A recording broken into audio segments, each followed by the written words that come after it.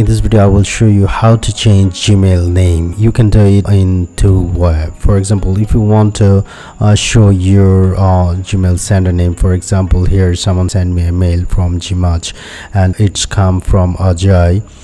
If you want to change this, you can do it from this way. For example, click on gear icon from your Gmail and click on see all settings. After that, click on account and import, and here send mail as let me show edit info, and here if you want to send it like me as like Mark. After that, click save.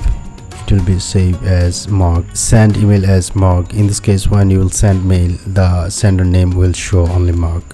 If you want to change your full Gmail account name, here is Khalilur Rahman. This is my name. You can do it by this way. Click on manage your Google account, and from there go to personal info. After that, click on your name, and here click, and this will be your name.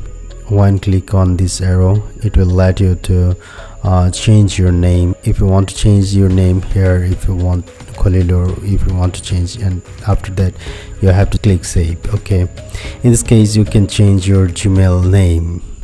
If you have any question, never hesitate to ask me. I will answer all of your questions. Thank you very much.